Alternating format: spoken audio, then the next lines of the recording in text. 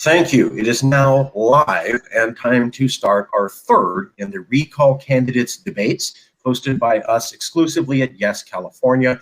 You will find no one else hosting recall debates of this caliber and including this many registered and declared candidates. We are the only people doing it, and we are happy to do that as a service to the California voter.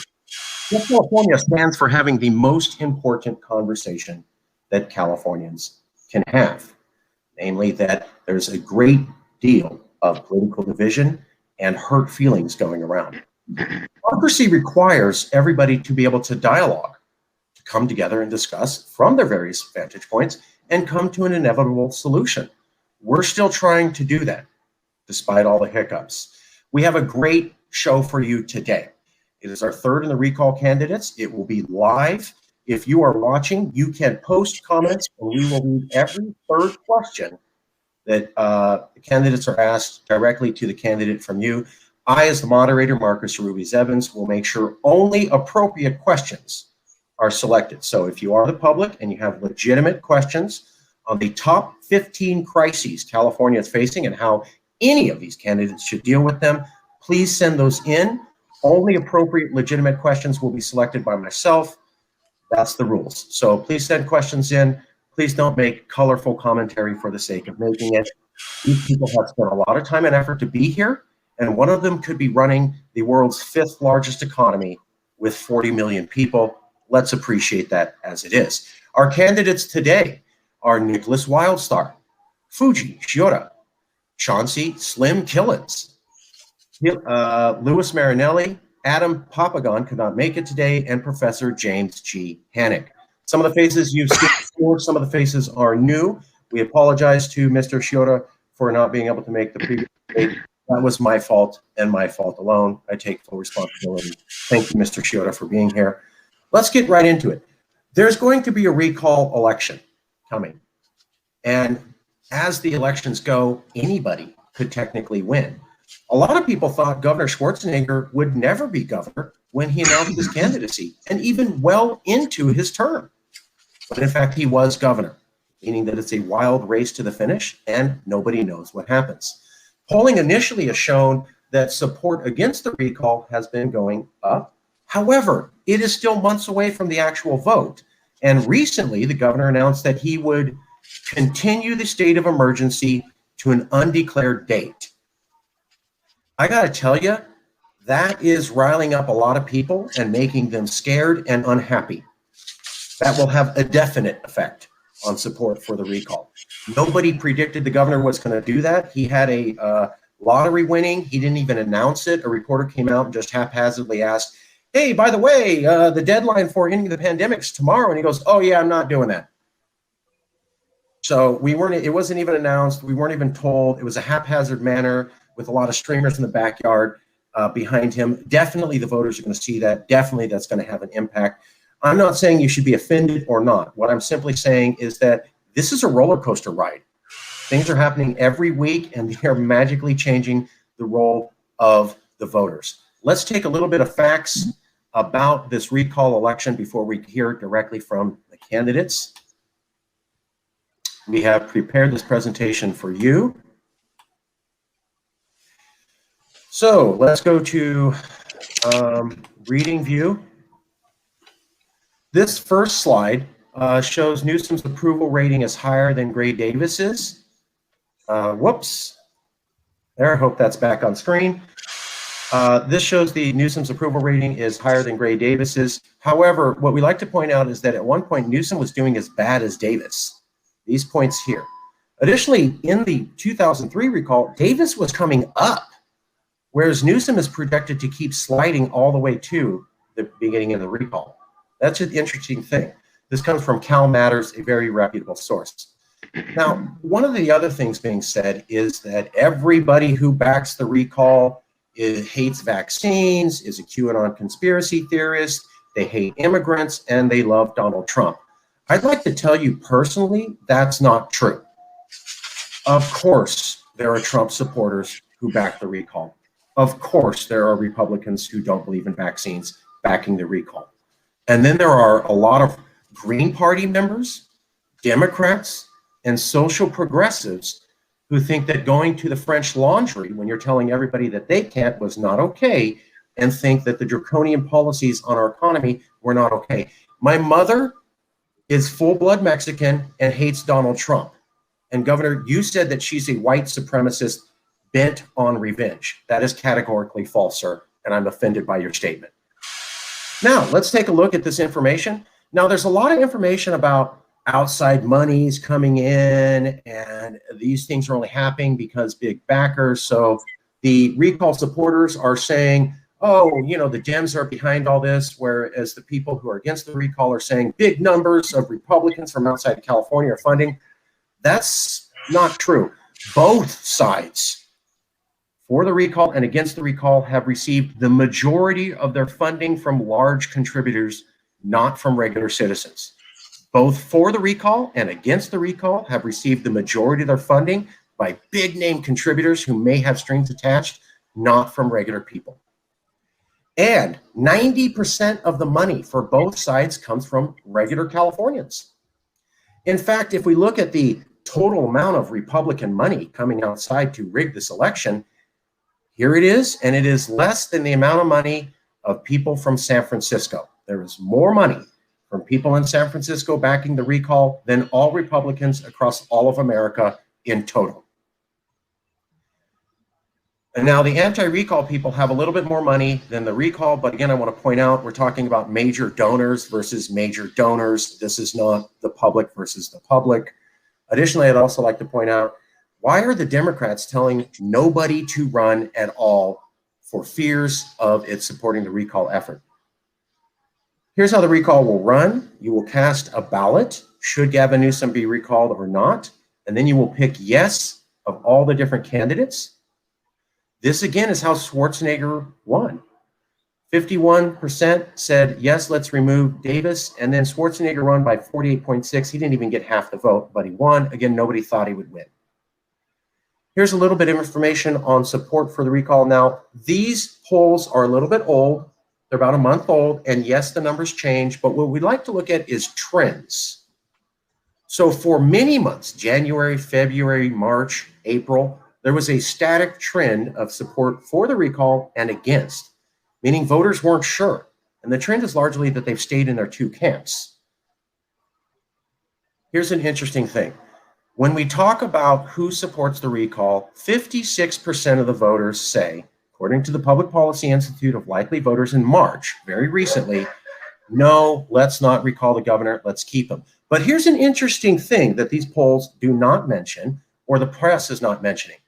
Do you think the recall effort is appropriate? 52% of voters said yes. So while there's a majority of voters at this moment saying they'd like to keep Newsom, there's also a majority of voters saying the recall is a good idea. You will not see that in the press. Additionally, what you also won't see in the press is that Newsom has never rebounded from his high of 64%. He's still stuck at around 52%, or 10% lower than his high, and he has never rebounded. Again, not going to be seen in the news. Also, what we're showing here, so that a lot of the headlines are support for the recall remains static at 36%. What the news is not mentioning is that support against the recall was largely also static. We like this screenshot because it says, well, look, all people supporting the recall aren't really growing. True, and in that same survey, people against the recall aren't really going. Again, not mentioned by the news. We find that curious. Here's the other thing. Governor Newsom has recently started giving out stimulus checks, and he says it's because there's a big budget. However, the Legislative Analyst's Office says the governor lies. This is the independent government arm is saying Gavin Newsom is lying. The budget surplus is only half as big as Newsom is saying, and we are now borrowing $12 billion to pay for these stimulus checks. Why is the governor lying about the size of the budget and lying about a budget surplus and taking up borrowing in order to give stimulus checks basically to people when the recall effort took off? Interesting question. This should dispel any naive notion that politics isn't a major consideration for the budget crafting. That comes from the Los Angeles Times. Additionally, here's NBC News saying Democrats are saying no Democrat should run because it may legitimize the recall. Why are you doing that? And so this debate is going to focus on what if Governor Newsom rebounds from the pandemic. It could happen. But as we saw in Daily Cal and Cal Matters, multiple people are saying the governor is in fact weak on a variety of other issues. Here are some of those issues. These are the top 2 polls that everyone's talking about, polling from UC Berkeley and the polling from the Public Policy Institute.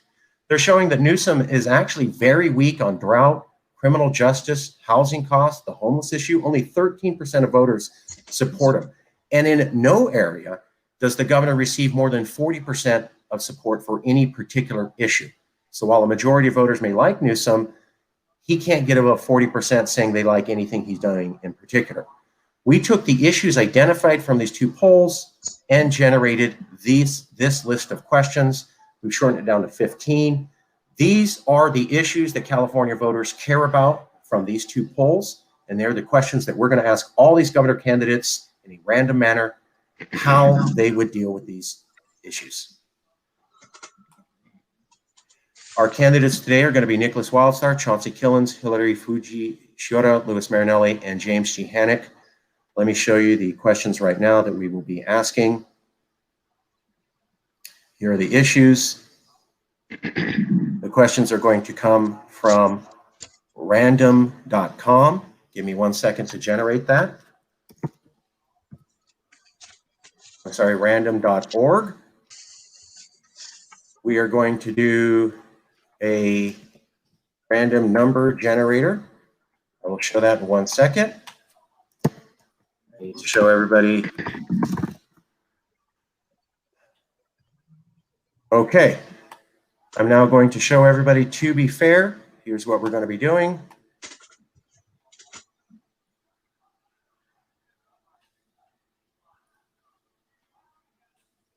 I'm going to place the 13 issues. There's now 15.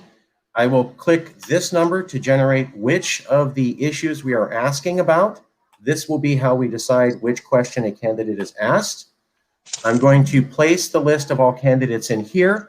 It will randomize the order, and that will be the order for the candidates. Wanted you all to see that very quickly. Let me show you the issues. Give me about 1 second to prep this together, and we will get started. Apologize.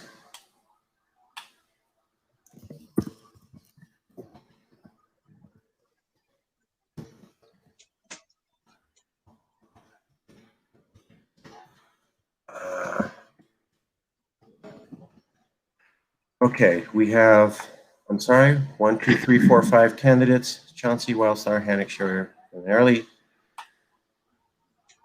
Okay, the order that the candidates are going to be asked questions will be Mr. Shiota first, Mr. Wildstar second, Mr. Marinelli third, Mr. Killens fourth, and Hannick. That is Shiota, Wildstar, Marinelli, Chauncey, and Hannick. That is from random.org. The first question will be issue number 1. Give me 1 second to pull that up.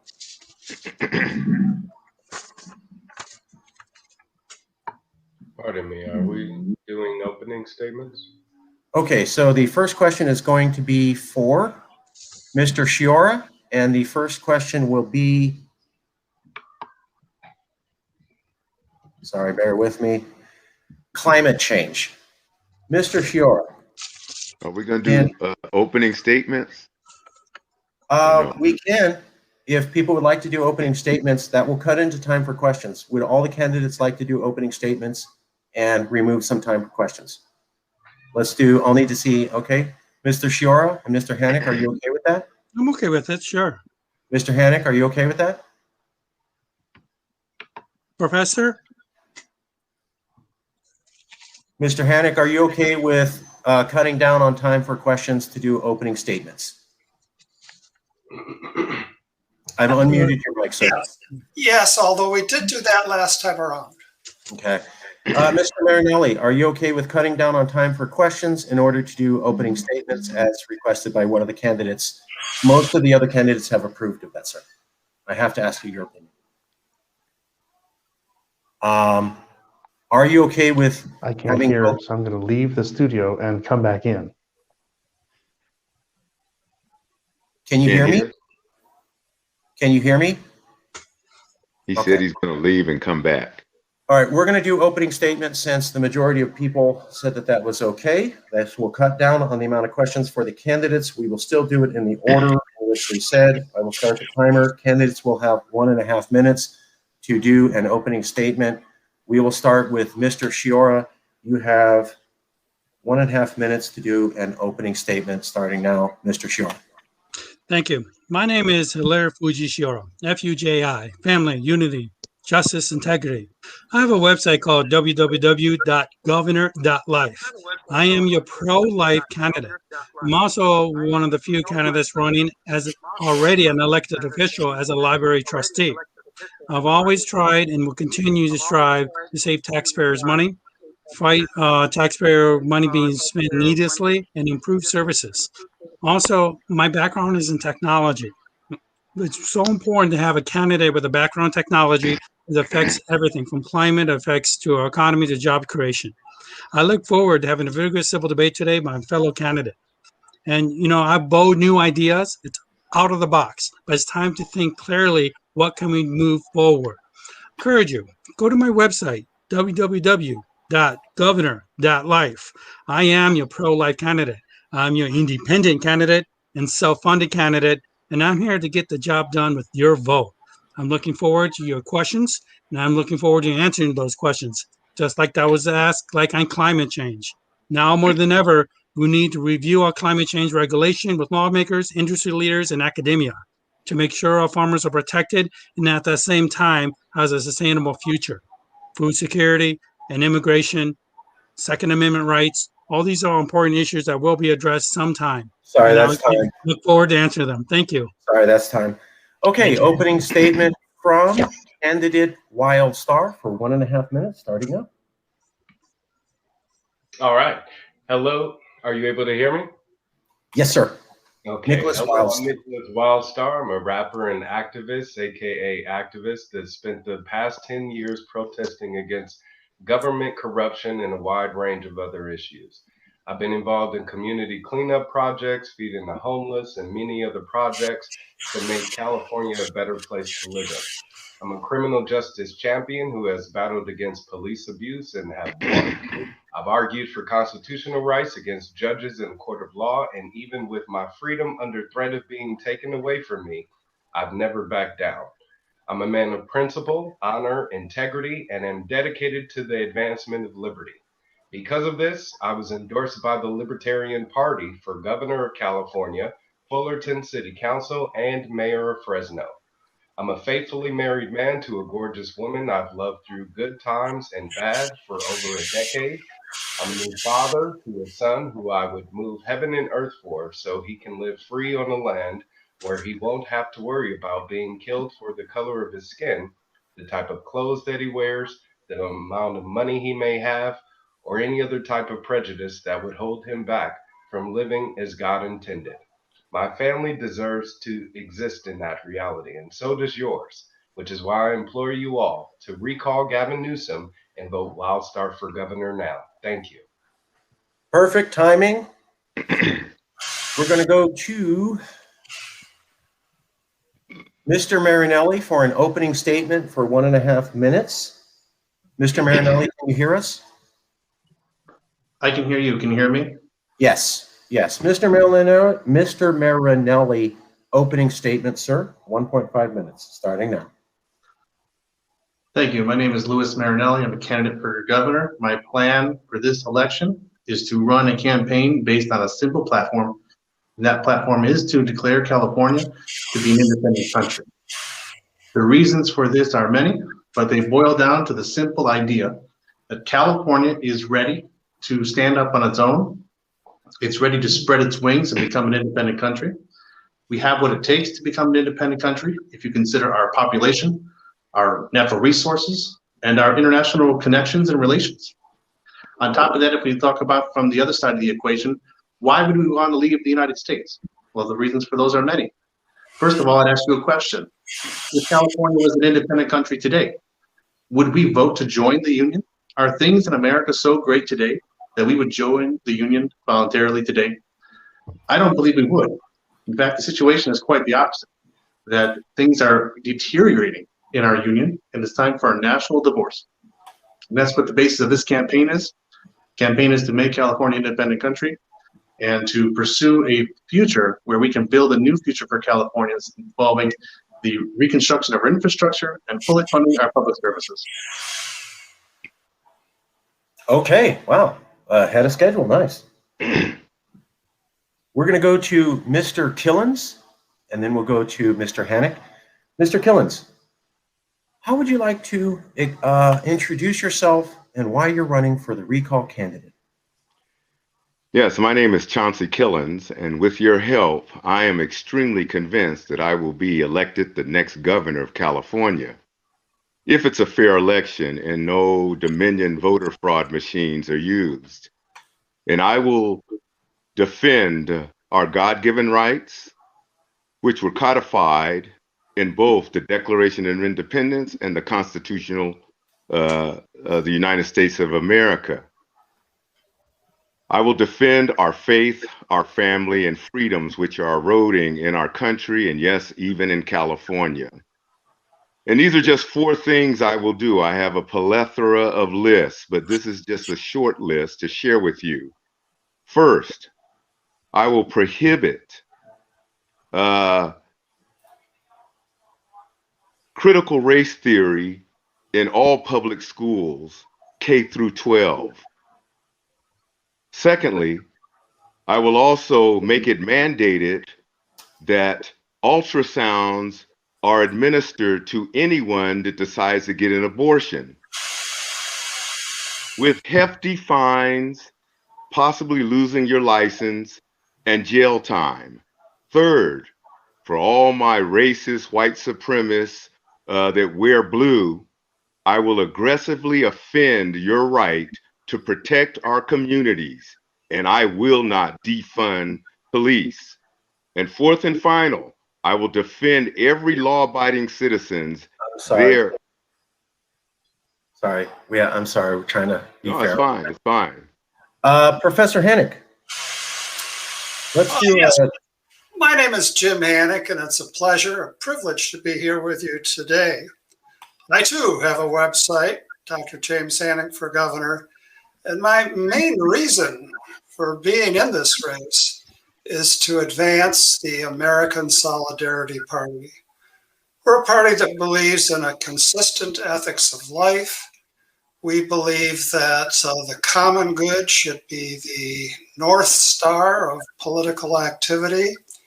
We see that common good as coming about by way of the practice of solidarity, that is to say, treating the most vulnerable with the greatest respect possible, the practice of subsidiarity, beginning all political activity at the grassroots level and going all the way to the top, but never forgetting the grassroots level. And third consideration, principle of economic democracy, and that translates into the widest possible ownership. And I want to advance those ideas together with the American Solidarity Party. Thank you. Okay, we will now get right into the meat and potatoes, the questions. Let me remind everybody, here are the candidates for today. Nicholas Wildstar, Chauncey Killens, Hilary Fuji Shiota, Louis Marinelli, Adam Papagon can't make it, and James G. Hannock. The questions that we'll be asking will be 15 issues and how they would solve this particular issue as governor. The issues come from the top 2 pollings from University of Berkeley, Hoover Institute, and the Public Policy Institute of California of likely voters over the last 2 months. I just regenerated the random list of candidates, so there's no favoritism. The candidates will be asked a question in this order. Professor Hannock will go again first. Chauncey, Wildstar, Marinelli, Shiota. So it's going to go Hannock, Killens, Wildstar, Marinelli, Shiota. And the first question for Professor Hannock will be question 1. Question 1 is climate change regulation. Professor Hannock, in 1.5 minutes, what is your plan to deal with climate change regulation, sir? I'm sorry, I muted you. I'm sorry, Professor Hannock, please start now. Sorry. what's that increasing risk here is a livable environment. And that's a core dimension of the common good. The environment shapes us all, and we all help shape it for better or for worse. Care for our planet requires government regulation. That regulation must always consult regional and intermediary groups. It must be incremental. It must be open to review.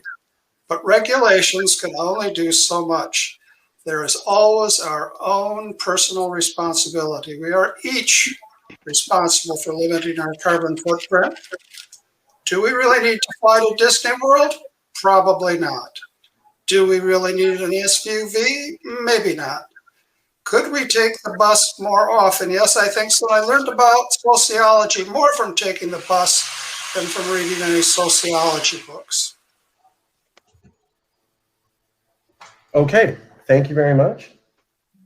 The next question is going to go to Chauncey, and the question will be on item number 3. Item number 3 is wildfires are becoming more worse. For Chauncey Killens, what would you do as governor about the fact that wildfires are getting much worse? Chauncey Killens. Yes, thank you very much. I would use a common sense approach. Usually, if you move dry and dead brush from somewhere, it's unlikely to catch fire. It's just common sense.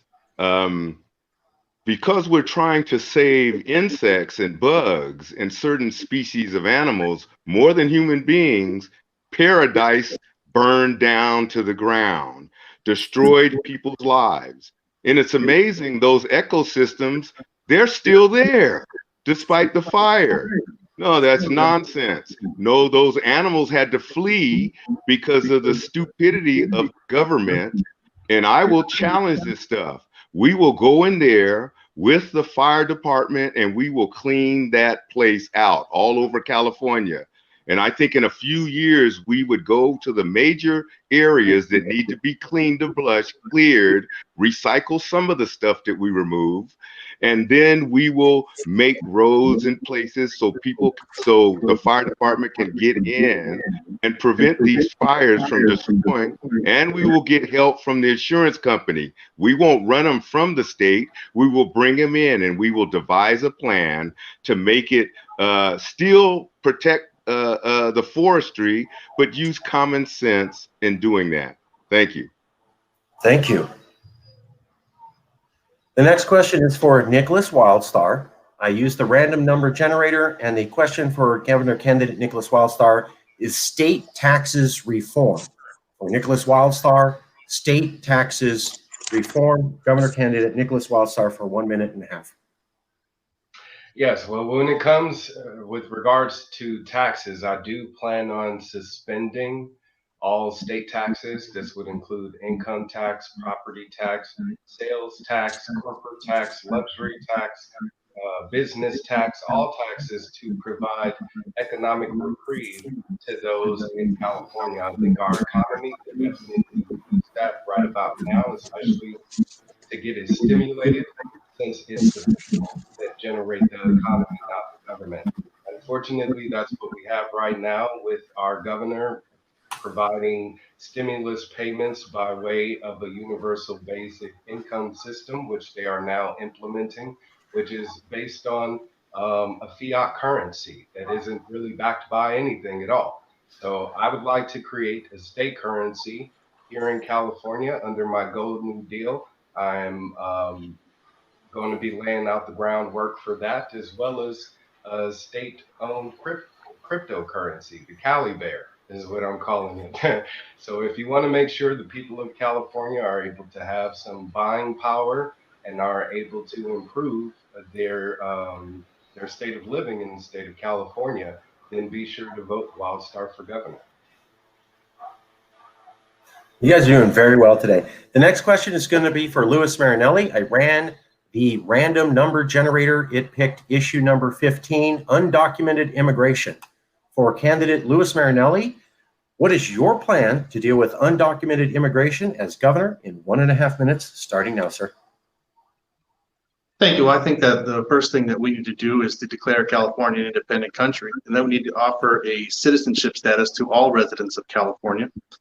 And what it looks like is this: if you're a resident of California, as in today's definition of a state resident, you are automatically eligible to receive California citizenship. And if you are an American citizen in another state, because California was a part of your country while you were alive, you also are eligible for this California citizenship status. But what it does also is it allows the state of California, which has become the country of California, to offer the citizenship status to those who are undocumented immigrants into the United States, but now they're living in California, or they're living in, should I say, the Republic of California, the independent country. So my plan would be to offer a citizenship status for all the undocumented immigrants who live in California, who have come to California to find a new life, which I'm quite familiar with doing myself personally, because I moved overseas to find a new life and have done that to some extent. And so I'm very familiar with that desire. And because I didn't want to live under the American flag. I mean, so there's a lot of questions about why I moved overseas, and I don't want to live under the American flag. And I think there's a lot of people who moved to California who are running away from things that they don't like in their own countries. And so I have a personal connection to people who want to move from one to the other country, especially because of political or economic reasons. And so I take that position. And I lastly would say that I also understand what it's like to have a bureaucrat sitting or standing between you and your family. I know that there's a lot of California families who are separated from their families in other countries. And I think that the new government of California, or even the current government of California, should do what it can to limit the bureaucracy and allow families to have that. Thank you. Last question is for Mr. Shiora. And the question is on using the random number generator. Question 2, healthcare for all or for none. Candidate Shiora, in 1.5 minutes. What is your opinion on healthcare for all? Good, bad, possible, not possible? Great question. Universal health care. I do believe in the human dignity and the human right. So I do believe in universal health care. And I do believe that a healthier population equates to a more productive workforce and a society more resilient against the next pandemic. When that may happen, we don't know yet. But I do believe in universal health care. I do believe we need to eliminate dental insurance and merge dental and health as one. So I want to make that very clear. Dental insurance should be eliminated and just have one health insurance. So dental insurance is covered. So we need that. Certain procedures should not be paid for, cosmetic surgery and so forth. That's for fanfare, but essential medical services should be allowed in universal health care. Also, I will prohibit abortion. I'm going to make that very clear. I'm very proud that Texas passed a bill called the Heartbeat Bill. And so I will emulate that bill for the state of California because it is the right thing to do. And also our tax dollars should not be in the business of abortion. It should be in the business of healthcare indeed, but it has its limitations. So universal healthcare, absolutely. A more healthier population will produce a more productive workforce. Thank you. Thank you. That's perfect. You all are doing excellent, excellent. Thank you for participating with the rules. I already ran the random list generator. We have finished our first series of questions. We're going to go to a second series. So we re-randomized the list. The new order is Killens, Hannick, Marinelli, Shiora, Wildstar. The questions of the governors will be asked in this order. Killens, Hannick, Marinelli, Shiora, Wildstar. The first question for candidate Killens is question 6, which is the drought is coming. For Chauncey Killens, governor candidate, what is your plan to deal with the drought that is coming? Chauncey Killens in 1.5 minutes. Yes, droughts are a natural process in climate. So what we do is we have to foresee those or expect those and try to take appropriate steps. And although there are a lot of dams already that have been constructed in the last 30, 40 years, I think we have the ingenuity with technology to prevent some of this by coming up with ways where we can minimize any effect on the ecosystem of the animals and insects, fish, etc., but also where we can provide enough water from what we have currently. I think also without tapping into the sea, to create some conduits that would allow the water to reach the farms and provide a service for them. And when you have enough irrigation and water going to the correct places, that would minimize the effect of drought. You can never totally eliminate it, but you can minimize its effectiveness. And with the technology we have today, we can do that. So either we would rebuild another dam in a strategic area to make that possible. And because of time, I'll save that for later. Thank you. The next question is for Professor Hannock. And the question is number 11, state taxes reform. Professor James Hannock, what would you do as governor to deal with state income taxes and reforming them? I apologize. Please start now. Yes, Professor Hannock, what would you do to deal with state taxes and reform them? Tax reform calls for hard thinking about some tough questions. The State Controller's Office has identified some of them that I want to underscore. First question, what about local fiscal discretion? Should local governments have greater discretion to set their own tax and spending policy? My answer is yes.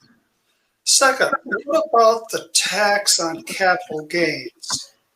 If reform reduces income taxes paid by investors, should we expect other taxpayers to make up for the foregone revenue?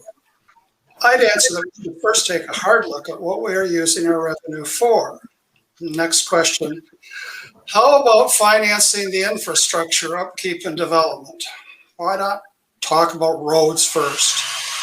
Should users be expected to pay for the full cost of infrastructure improvements through user fees, or should taxpayers also pay a share through higher sales and personal income taxes? My answer is that everyone, not just drivers, benefits from our highways, so everyone needs to help pay for them. Last question, who bears what burden? Should the poorest bear the greatest burden of the state not investing adequately in childcare? Definitely not. No one should be left behind. The tax system is a social compact, and our current tax structure needs comprehensive reform. We have to stop there. I'm sorry. Thank you, Professor. The next question is going to go to Louis Marinelli. The question is on jobs for the unemployed using the random number generator. Mr. Marinelli, as governor, what would you do to create jobs for the unemployed in a minute and a half? Thank you. Yeah. First, I'd like to clarify something I was talking about before with respect to the citizenship status. That's something that I will do as governor even before California is an independent country.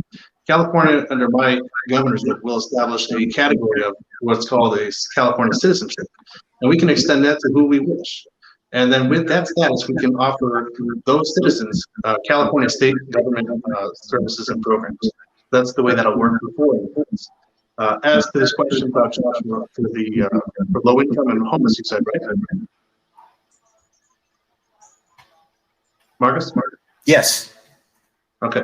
Yeah, so one of the things that I'd like to do as governor when it comes to helping the homeless and people with low income is to offer a government jobs program which will allow for people who are homeless and living on the streets who want a job to join a community beautification program. And the way it works is like this: you join this community beautification program, and you'll be sent with other people in this program to different areas of different urban towns and cities across the state of California, and work on projects that involve beautifying the community, whether it be raking the leaves where they fall, cutting the grass, sweeping the streets, repainting where there's graffiti, anything that we can do to make the community more beautiful. I think that we can offer these types of jobs to homeless people who want these jobs, and to give them at the same time a shelter over their heads and a livable wage at the same time. And as a result of that investment into their future, we get in return a more beautiful community for everyone else. Thank you. Okay, we're going to go to Mr. Shiora. The question for you, you are in luck, Mr. Shiora. Random number generator. Pick the question, education system reform. Mr. Shiora. You know, education reform, we have to start it like this. I've been in education. I worked in education. I lived in education. We have to give parents choices, number one. That means as governor, I will fast track, open so many charter schools to give parents choices. They will no longer be asking, reopen our schools. It will be reopened with full class schedule and in-person tutoring. When you vote for me, you're voting for an educator that knows how it works and how it doesn't work. I will make it happen. I have started a nonprofit back in 2015 called California School Incorporated, and dedicated to modernizing our education, generally giving parents school choices. And now is the time to do it. As governor, I'm the most qualified candidate to make it happen. I will work with other agencies such as our public libraries to assist our public schools for after-school in-person tutoring. I will make sure that our colleges are universally free education at a certain level for certain courses. Okay, now is the time to reform education with real substance. School choice, complete full schedule reopening, in-person tutoring. I will make it happen. Go to my website for more information, www.governor.life, because every life matters, and our kids have been traumatized enough. Enough with these school closures. We need a complete full opening of our public schools as soon as possible. I'm not wearing a suit and tie. I'm ready to get in the fight and get it done. And here I am to get it done as fast as possible. Education by innovation. That's where I stand. And one last thing, I will replace STEM with my version called Aspire, artificial science, programming, internet, robotics, and environment. Thank you. Just stop there. Thank you. Okay, the next question is for Governor candidate Wildstar. And the question using the random number generator is the homeless issue. Governor candidate Wildstar, in a minute and a half. As governor, what would you do to solve this most critical issue of homelessness? Well, first off, I do plan on building homes immediately by building 3D printed homes. This 3D home technology actually exists right now. These homes can be built in less than 24 hours. Some models cost less than $5,000 each, and they're self-sustainable. This technology is being used for commercial use right now in Rancho Mirage to sell homes, but I would like to use that technology again to address public housing. This would also eliminate those people that have concerns about people that are homeless now living in their backyard. Because again, this technology is state of the art and would, if anything, improve home values for for those that are in the neighborhood. Also, to address the issue, I believe we need to, make home building more affordable. So I would help reduce those costs for home builders by, again, getting rid of the excess taxes that they're having to pay, the license fees, the zoning laws that, again, restrict the areas that they can build in, and start the housing market in California to get booming once again. But that'll only happen with less government, less regulation, and that's exactly what I provide as an opportunity as governor of California. Perfect. Okay, that was the second series of questions. I redid the random list generator. The order questions will be asked in will be Hennick, Killens, Wildstar, Shiora, Marinelli. Again, the order of questions is going to be Hennick, Killens, Wildstar, Shiora, Marinelli, using the random number generator. The first question generated for Professor Hennick, we're using the random number generator, is criminal justice reform. Criminal justice reform, Professor Hennick, how would you handle criminal justice reform as governor, sir? And you are unmuted right now. All right, thank you. We need greatly to reform our criminal justice system. Every person has an intrinsic human dignity, and far too often we treat criminals as somehow less than human. Here are some particulars. Mentally ill people do not belong in prisons. Ordinarily, people who have not committed violent crimes do not belong in prison. Ordinarily, people who have not been convicted of a crime should not be in prison because they cannot pay bail. We should not imprison juveniles with adults, and people who cannot pay for legal representation should have the timely help of qualified public defenders. Criminals and their victims should have access to what's called reparative justice. Criminals need to make reparation personally for their crimes. And in everything that I've said, I don't want us ever to lose sight of the truth that competent people are responsible for their actions and must be held accountable for them. Okay, thank you very much. The next question is going to be for Chauncey Killens. The random number generator has picked the question of pause on evictions. Chauncey Killens, should there be a pause on evictions? What would you say as governor of 40 million people, sir? Yes, I understand the sentiment of those that are pursuing that. However, I'm concerned about those homeowners or those that are renting that still have to pay their bills also. So I think it would be fair that either the renter and the homeowner would negotiate privately a deal with themselves that they can agree on, as opposed to the government forcing someone to say, you don't have to pay your rent for 1 or 2 or 3 months. And we don't care about you're rich because we don't care about you. So you just have to fend for yourself.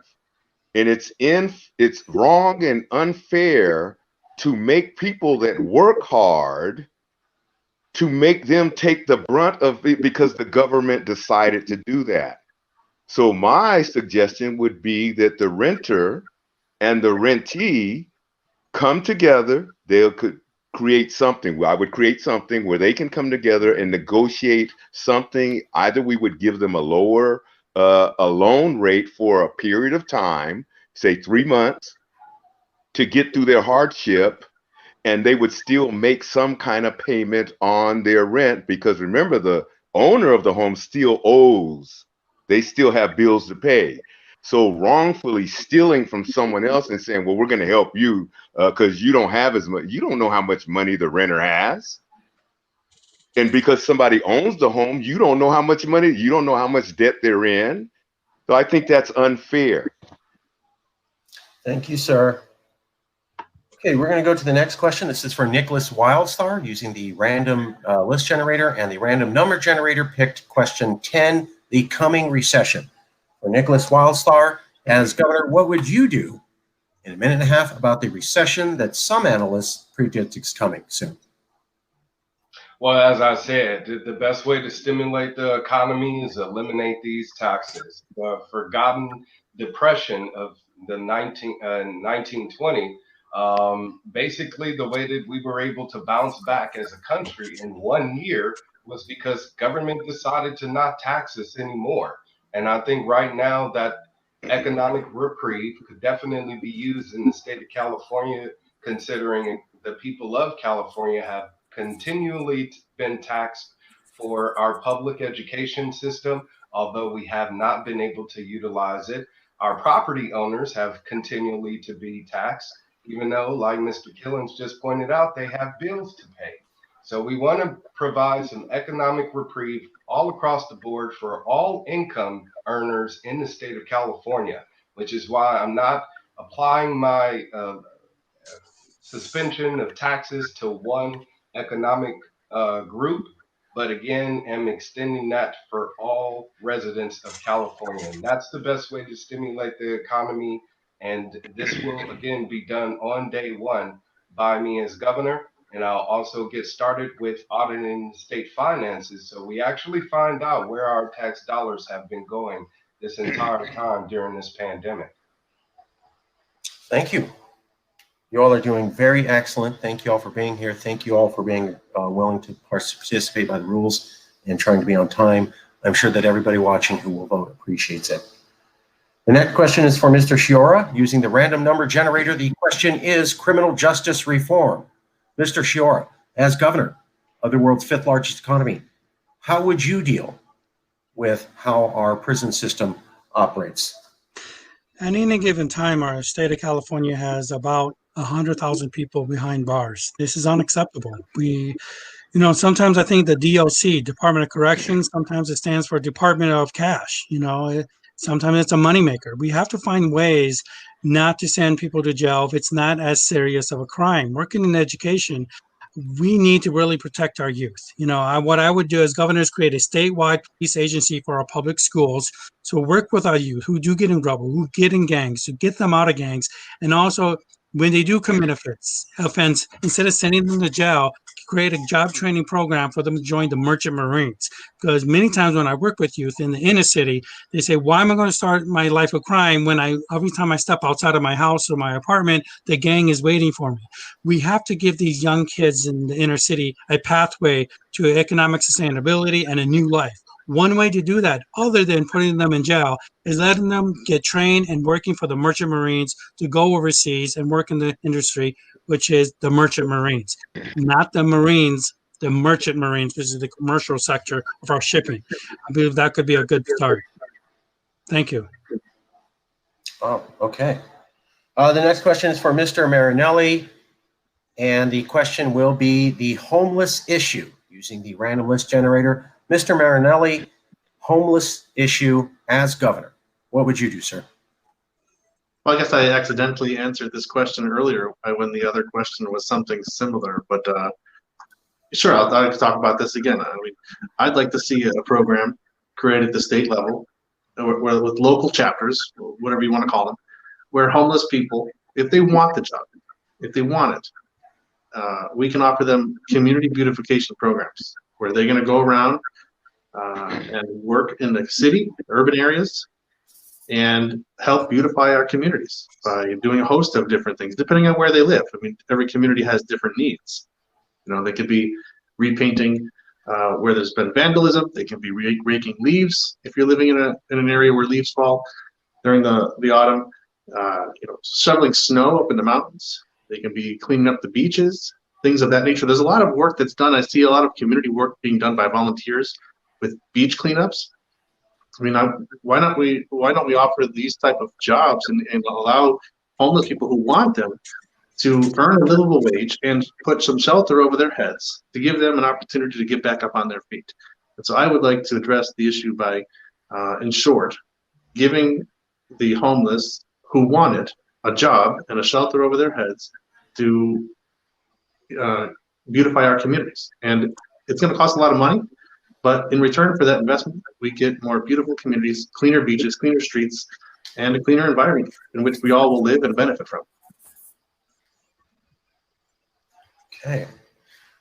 We just finished another series. We're going to start another one. So I redid the random list. The order for the next questions will be Shiora, Killens, Hannick, Marinelli, Wildstar. The order for the next round of questions will be Mr. Shiora, Mr. Killens, Mr. Hannick, then Mr. Marinelli, and Mr. Wildstar. The first question for Mr. Shiora is going to be using the random number generator.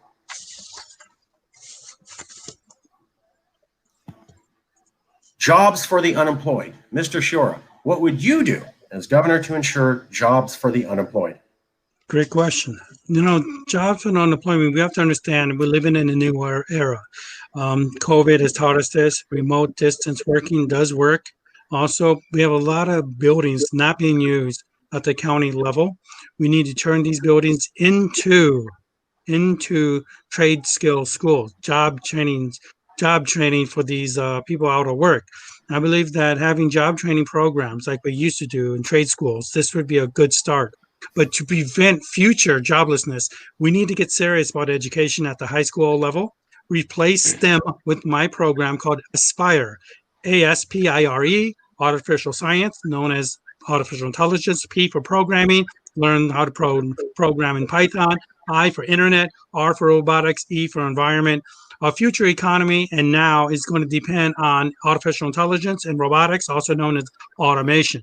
Industrial 3D printing is real. We need to start training our workforce for the future. And I'm the technology candidate to get it done.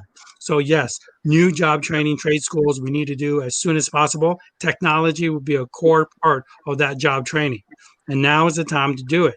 I did create a dedicated website called department.technology and another dedicated website called www.department.education to really help build jobs and train our youth and older generations how to use the new skill sets that are required involving AI and robotics. Thank you. Thank you. Okay, the next question is for Killens, Chauncey Killens.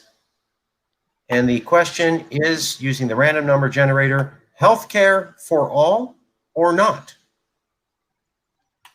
Yes, I don't believe healthcare for all, at least what they're promoting, single payer healthcare. I don't believe the government messes up everything they do, and the things they're supposed to do, they refuse to do.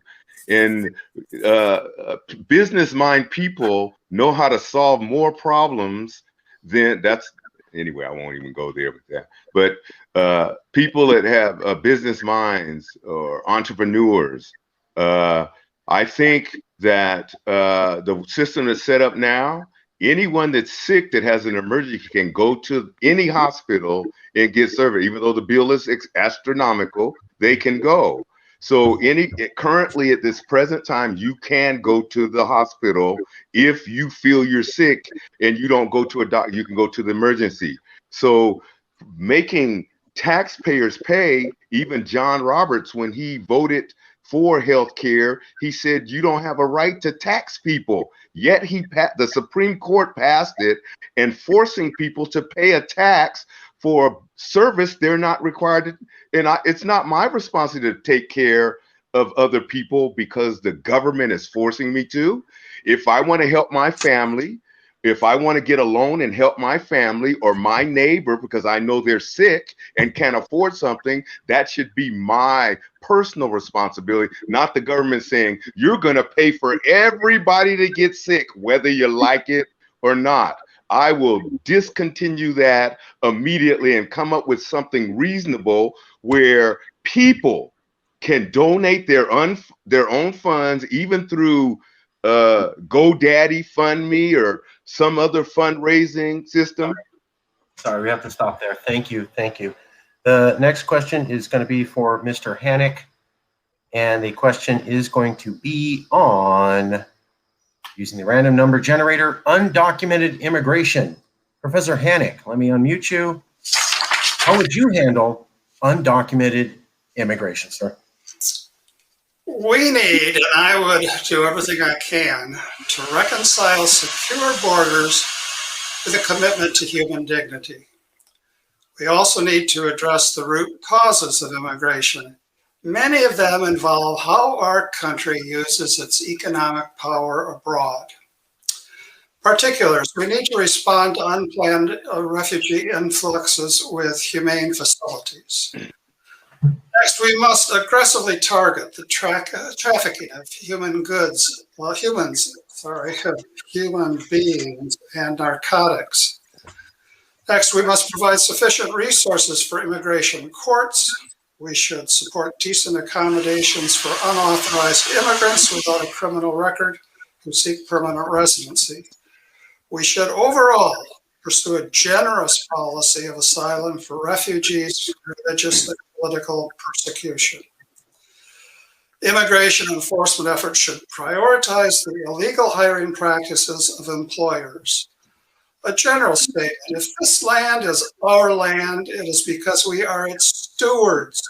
We do not own it as our own private property. It must serve the common good, which includes those who face hunger and persecution in their countries of origin. Okay, thank you very much. The next question is going to be for Mr. Marinelli. The question using the random number generator is, one second.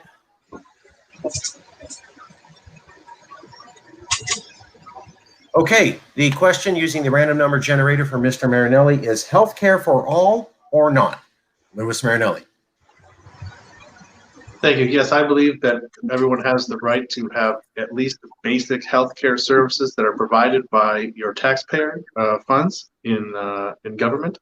So I would support the creation of a taxpayer-funded single-payer healthcare system, which gives people the basic services, at least the basic services. We're not talking about, and I'm not talking about creating some kind of government healthcare system that's going to pay for everything. But I think that everyone should at least have their basic healthcare needs covered and the ability to go to a hospital without having to rake up debt because you went to the hospital. So basic healthcare services covered by a universal taxpayer system. And then we're going to encourage, of course, the continued purchase of private healthcare services for extended coverages, for other kind of operations that are not necessary or immediately necessary. You have those types of private health insurance plans to cover that if you want it. But if you don't want to pay for private health insurance, then you at least have, because you pay taxes, your basic healthcare needs covered if you need to go to the hospital. So I believe that, yes, everyone has the right to receive healthcare services and that your taxes should support that endeavor, but without having some kind of overly generous healthcare system that's going to allow people to go there for just anything that they want to go to. Have to have some middle ground. That's why we're covering for basic healthcare services with the government program. And then if you want to have additional coverage, you can buy a private healthcare insurance for that. Perfect.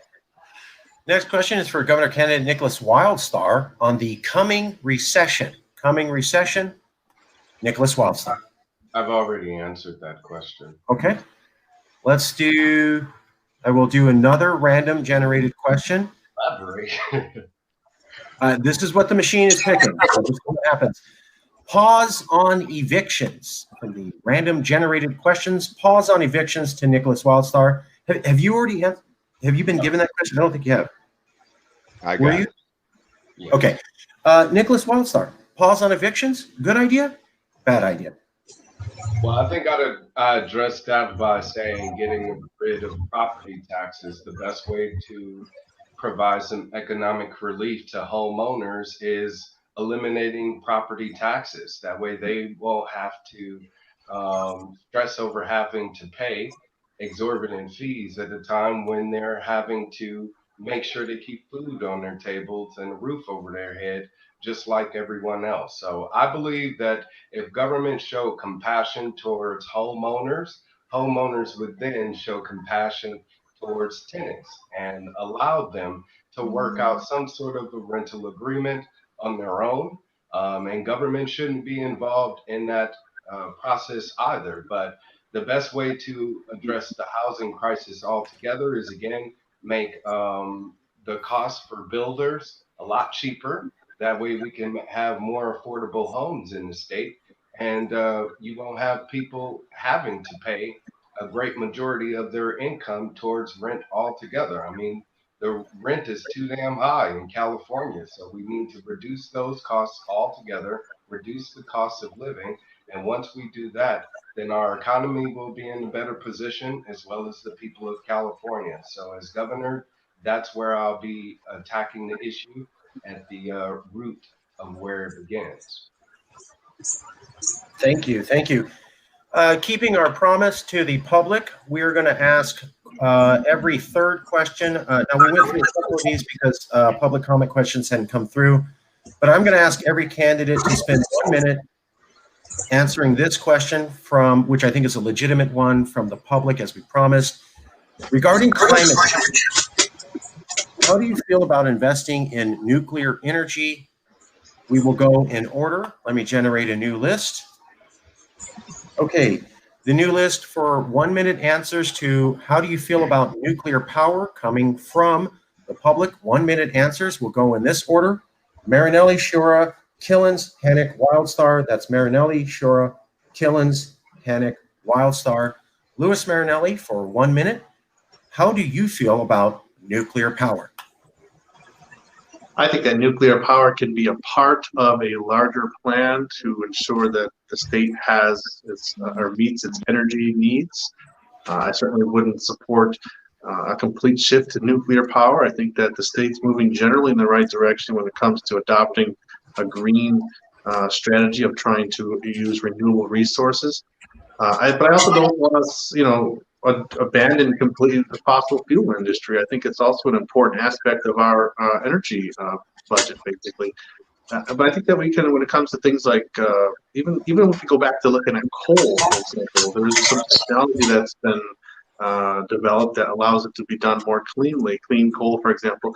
And I think that as time continues to go on, the technology is going to advance in other areas as well to allow us to use fossil fuels in a more clean area. So I take an approach that encompasses all of the above approach. We want to use wind power. We want to use solar power where it's available. We want to use hydropower, geothermal power. We want to use clean coal. We want to use nuclear power. All of the above approach. Okay, the next person will be Mr. Shiora. Mr. Shiora, how do you feel about nuclear power for 1 minute? I would not be in favor as your next governor in reopening any nuclear power plants in the state of California. I would like to stay compliant with our Global Warming Solutions Act of 2006. And as governor, our environment is essential. I feel that because we are an earthquake-prone state, that is far too dangerous for the state of California to have nuclear reactors. I think it causes great harm. There would be short-term benefits, but the long-term hazards would outweigh it. And therefore, I would not be in favor of nuclear reactors. I do believe that we could get energy from hydro, thermal, and solar. In other ways, I do believe that in Santa Clara, we would accelerate research in quantum computing to find perhaps a new way to get fusion reaction, hypothetically. And I do believe fusion reaction is real. We could get it someday. I don't know when, but I would allocate more resources to the research and development of fusion reaction. Thank you. Wouldn't a fusion reaction be nuclear? We're not doing that. Sorry. Good question, but I'm sorry. Just pointing it out. Just pointing it out. That's all. Just Okay. We're having a discussion. So to Mr. Killens, how do you feel about nuclear power? Yes, we have nuclear power all over the place, and the government has made hefty regulations that have to be followed to make sure that these facilities are used appropriately. Do accidents occur? Of course. Anything that you create is possible accident, but the long run, it's beneficial as long as you have professionals that know their job to maintain this type of energy. And if they're allowed to do their job, they will do that. And yes, I'm not opposed to some of the other solar, whatever, all these other energy processes, but they are minimal compared to the coal that we're using, and everything we're using runs by that. So to dismiss that or alleviate that is harmful to us, and we'll have to get it from some other country anyway. So I'm not necessarily opposed. I'm going to make sure that it's safe enough to do, and with the inspections, we'll be able to do that. Thank you. Okay, the next person is Mr. Hannick. Mr. Hannick, what would you do, or how do you feel about instituting nuclear power?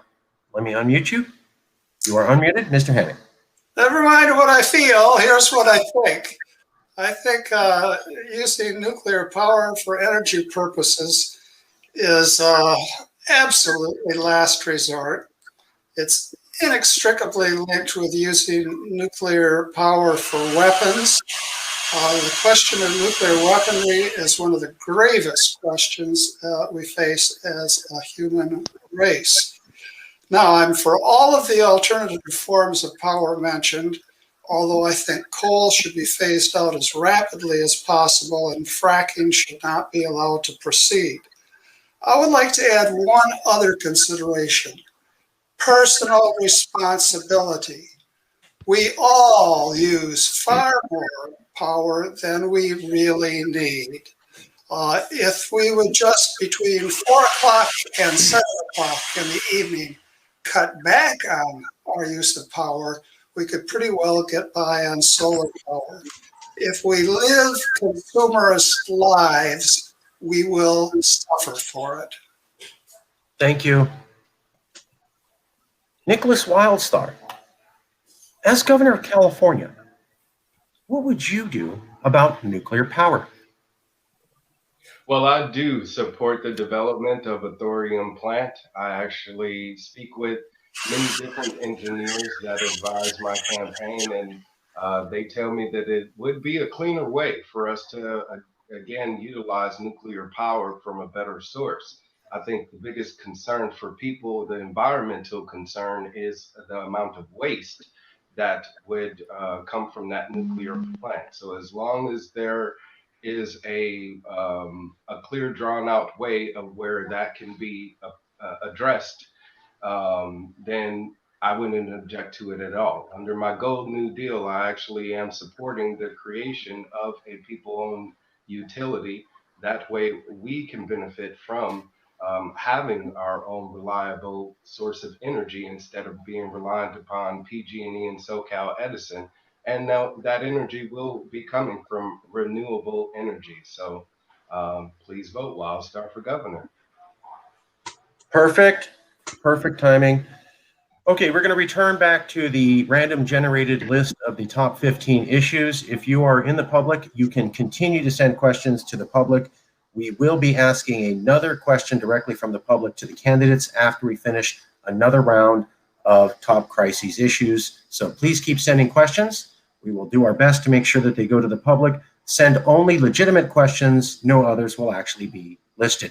So I just did another random generated order of the candidates. The order will be Shura, Hennick, Wildstar, Killens, Marinelli. That's Shura, Hennick, Wildstar, Killens, and Lewis Marinelli. The first question goes to Mr. Shura. For a minute and a half, the random number generator picked the question of wildfires are becoming increasingly worse. What is your plan to fix them in a minute and a half? Well, the problem with wildfires is that we're developing housing in very dangerous areas. We need to limit development in very sensitive areas of our ecosystem, number one. Number two, in May alone, we had fires in Kern, San Diego County, and Monterey, some burning as much as 1,000 acres. It's getting worse, and we're already in the fire season. We already have a drought. So the problem is more compounded. We need to limit development in dangerous areas, number one. Number two, we need to reforest our forests as soon as possible. This is going to take substantial amount of funding and regulatory innovation, but we need to do it as soon as possible because we had these horrible fires. Our forests are becoming more condensed and even more dangerous to succumb to random wildfires. And also, I will say this, I will increase our Attorney General's investigation force. Some of these fires are not accidental. I'm concerned that it may be arson to collect home insurance or who knows what. It's been very suspicious how some fires started up in Los Angeles County in May. I think it's very serious that we need to expand our investigation services, that there may be wrongful play in some of these fires. And that should be seriously addressed by all candidates and including my office as your next California governor. Thank you. Thank you. The next question is for James Hennick. And the question is from the random number generator, should we raise taxes or cut services? James Hennick, do we raise taxes or cut services in a minute and a half? I'm in contention for the conciseness prize. My answer will show why. The question looks like it's a painful dilemma, and at some point it might be a real one, but as stated, it's a false dilemma. Before we raise taxes or cut services, we should eliminate or drastically reduce programs that do us a disservice. The prison system, as it now functions, should be recalibrated to focus primarily on violent offenders. The proliferation of administrators in our system of higher education, well, these folks can do very well for themselves with less inflated salaries. We should, of course, eliminate Medi-Cal funding for abortion, that is, the dismemberment of preborn babies. Planned Parenthood, a for-profit business with racist origins, should be sent packing. Okay. Oh, that's very concise. Very good work. Good work. Okay, the next question is for Nicholas Wildstar. And the question using the random number generator is question 7, criminal justice reform. If I'm asking you questions and you've already been asked that, please just raise your hand because the machine just pops these out. So it may ask you the same. So if you're like, hey, I already got this, I can't keep track. Hey, I already asked that. So if you don't raise your hands, I'm gonna assume you haven't been asked this. Nicholas Wildstar, minute and a half. What would you do as governor to reform the system of justice in California? Well, I am a police abuse survivor myself, so I do understand the growing concern and call in the community for criminal justice reform. So I support it wholeheartedly, which is why, as governor, I will be removing the Police Bill of Rights.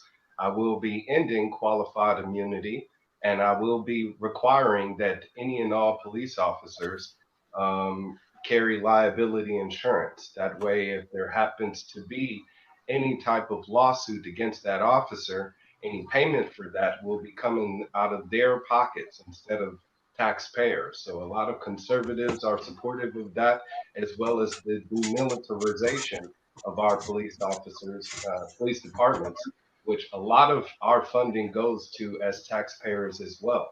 I also will be decertifying any and all police officers that have a 3-strike violation against them. So if they have 3 police reports, complaints against them, that ends up being validated as genuine concerns for the community, then that officer would be removed. I think, again, we can improve the relationship of police officers and the service that they're providing in the community, which is to protect and serve the people in those neighborhoods. If they don't feel like they're being protected, if they don't feel like they're being served, then they shouldn't have to continue to pay tax dollars towards that effort. Perfect.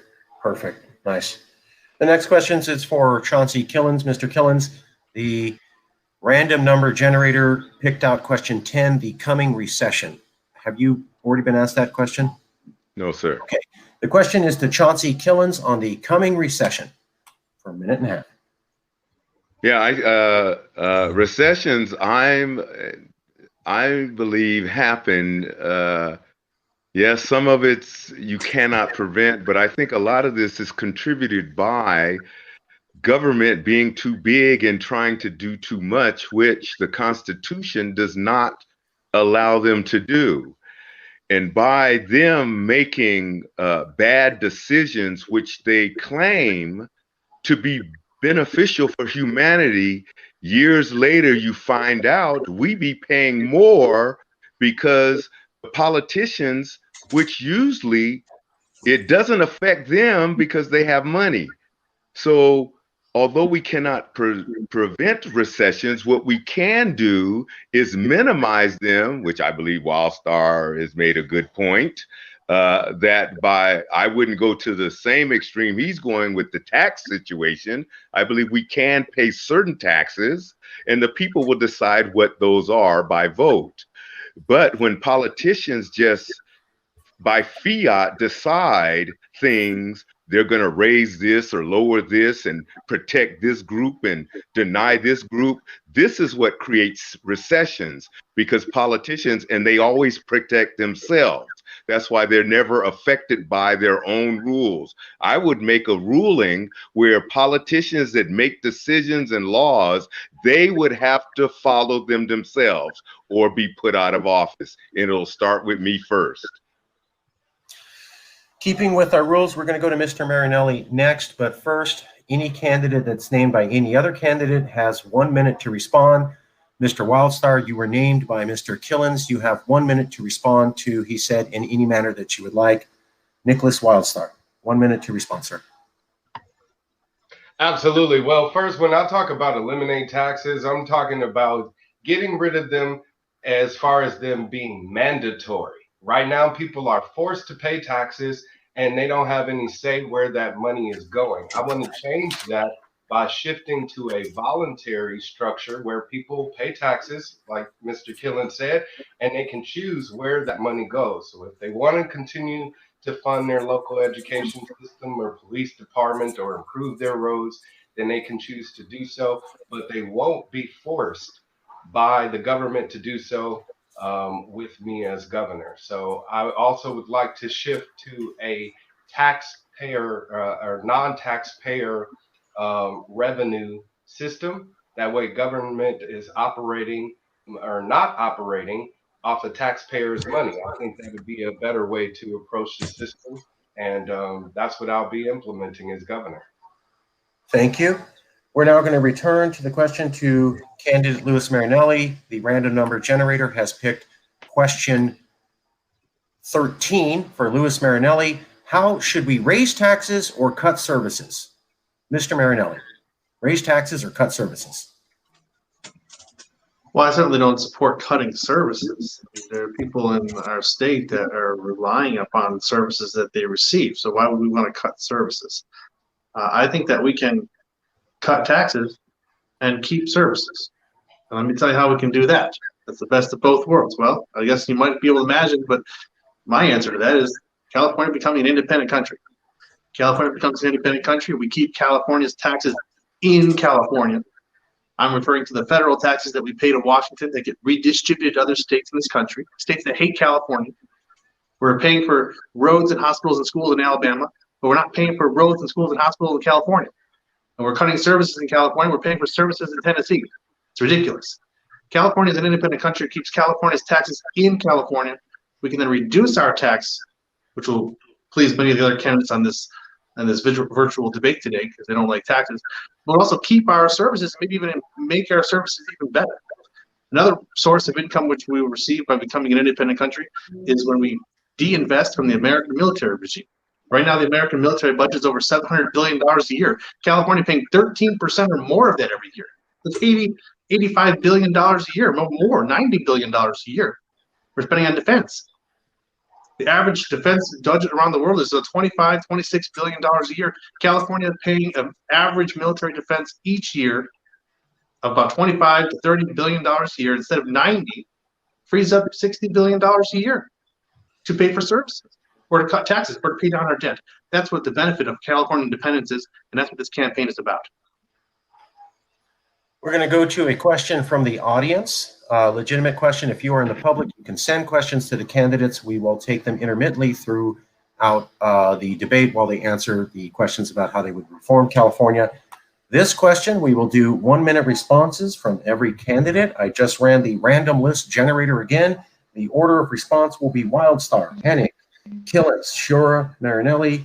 Again, the order of 1-minute response to the question posted below will be Wildstar, Hennig, Killens, Shura, and Marinelli. The question is, with the governor's sudden change of heart of the state of emergency, meaning that he extended the state of emergency to an untold date and did not inform us, but had us find out through a question, and the lack of coverage of recall candidates, do you think there should be international observers? Is this a bit much of a question?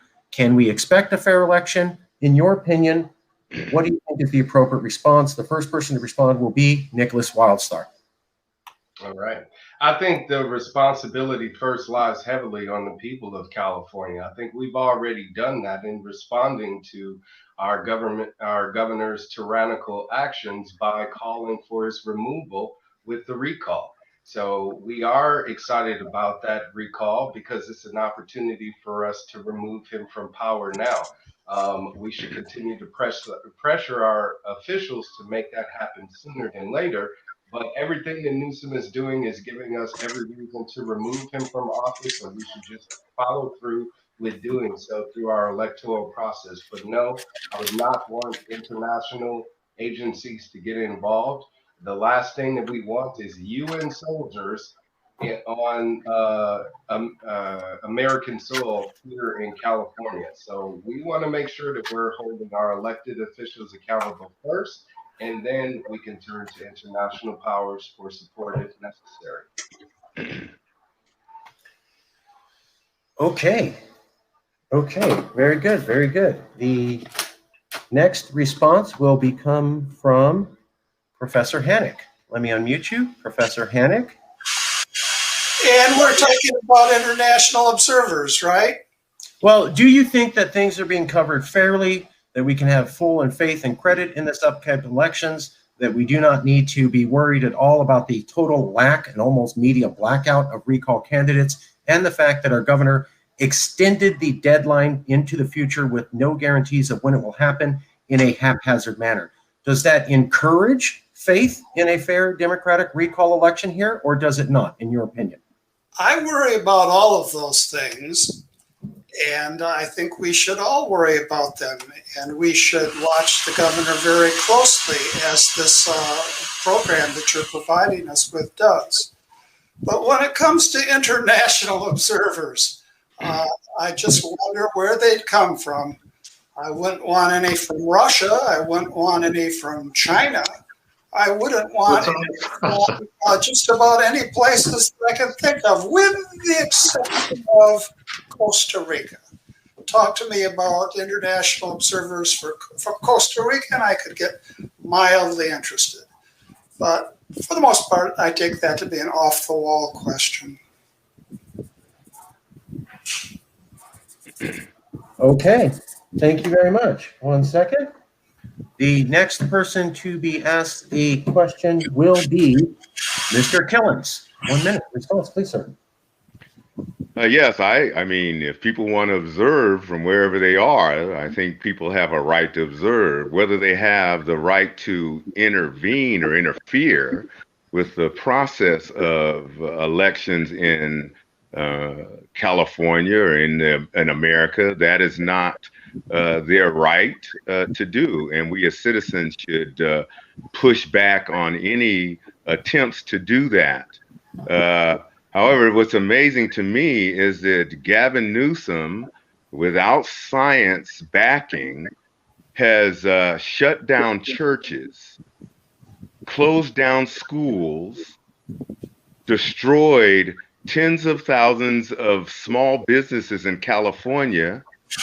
Yet the citizens of California have agreed to have him recalled, and yet they're dragging their feet. It's apparent to me that they care little or nothing about the citizens who they're supposed to represent.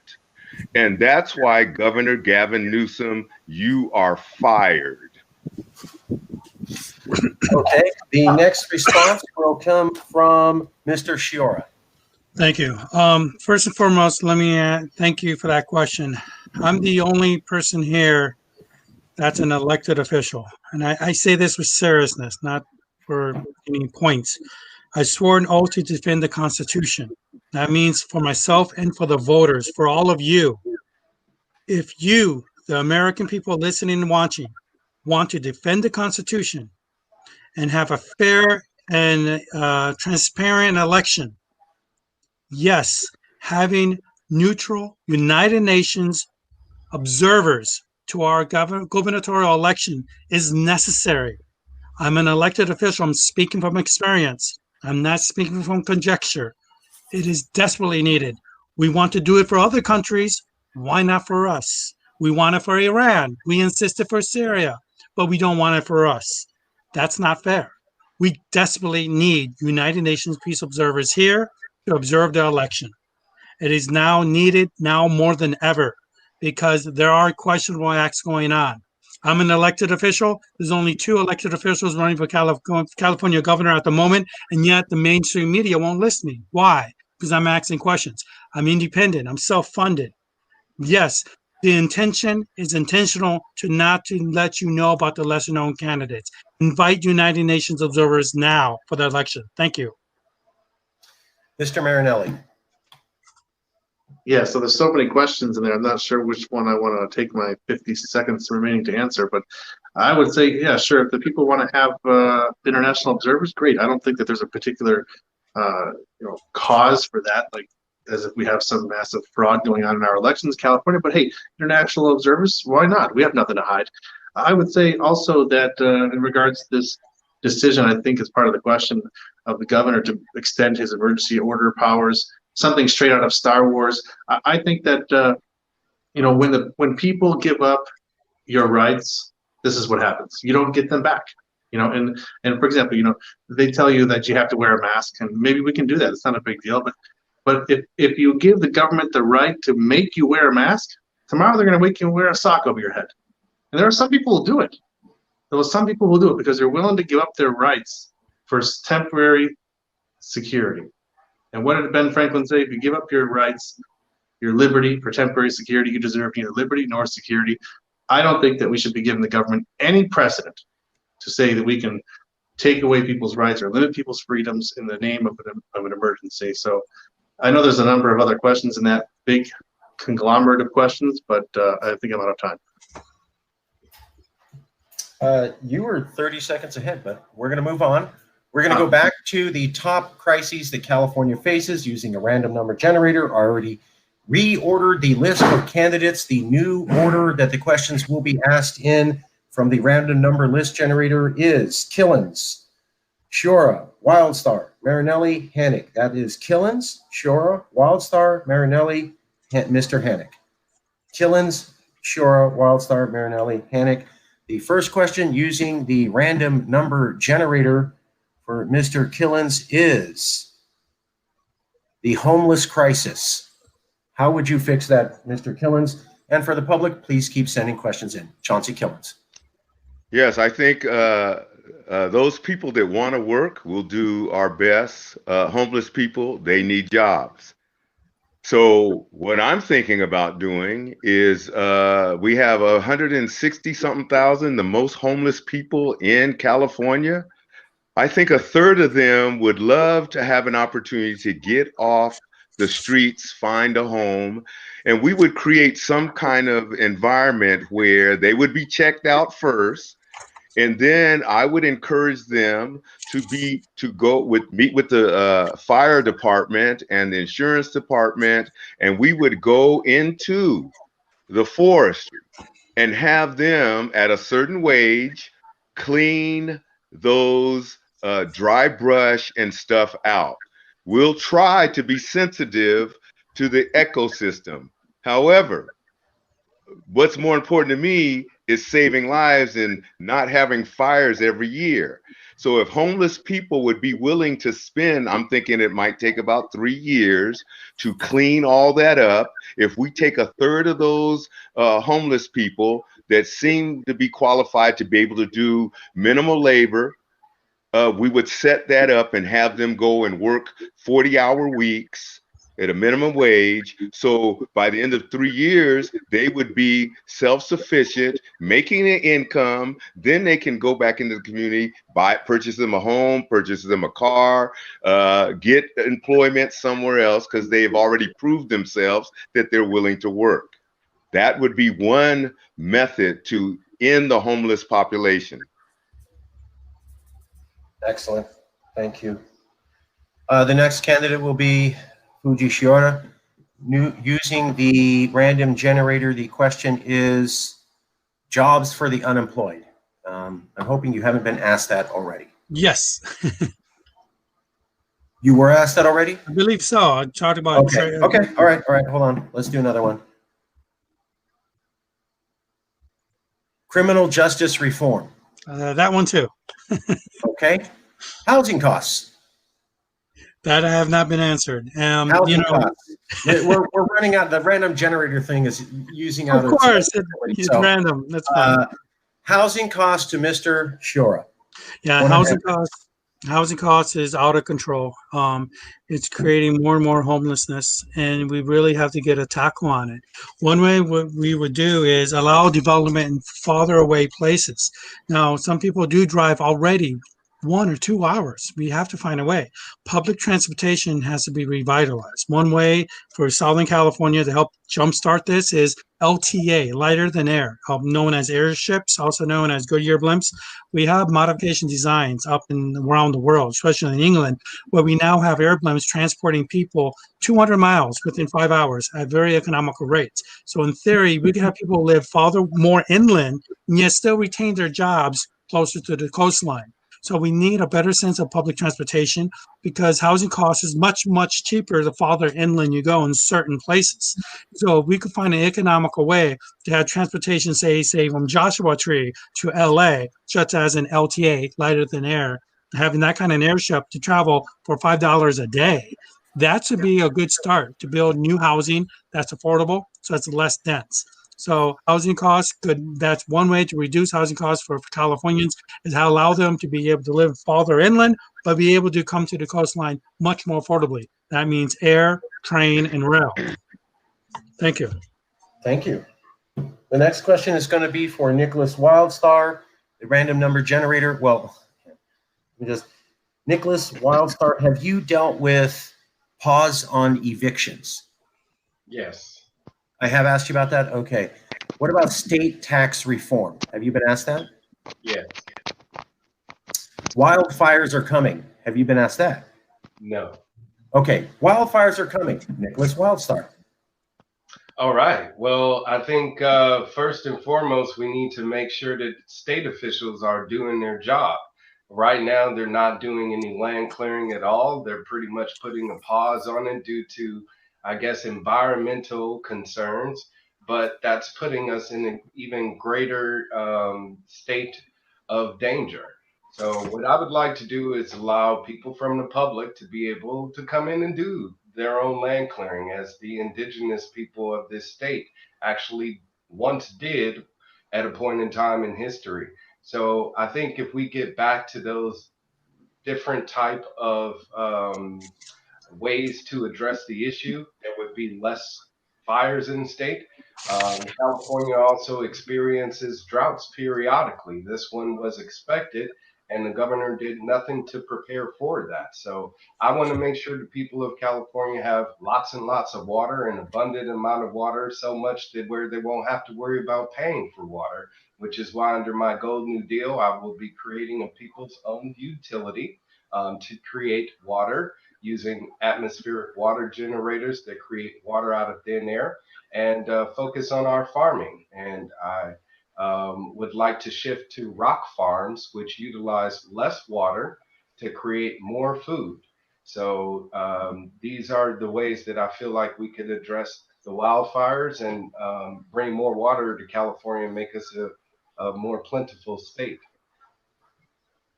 Perfect. Wow, you're right on time. Okay, the next question is going to go to Mr. Marinelli. The question is, I'm hoping you haven't dealt with this, the coming recession. Have you been asked about the coming recession, Mr. Marinelli? No, I haven't. Coming recession, Mr. Marinelli, governor candidate. Could you ask a question regarding that? What is your plan to deal with a potential coming recession? So if there are experts out there who are projecting some kind of economic recession, we need to look at what are the causes and what's happening with the indicators of the economy are to cause that recession to come. It depends on a host of different issues and what the particular problem is. I know that in the beginning of this discussion, you mentioned that there were some analysts who were talking about a coming recession, but I guess it would kind of depend upon what the issue is, what the issues are that are causing that projection to be made. But what I think we could do as a state is to prepare for a recession, because I can't make a projection how we're going to prevent some hypothetical recession, but we can prepare for recession because inevitably recessions happen. And I think that the way we would prepare for recession is to make sure we have a robust rainy day fund. We can do that by, every year in our budget, putting money into it. We can do that by streamlining the state of California government.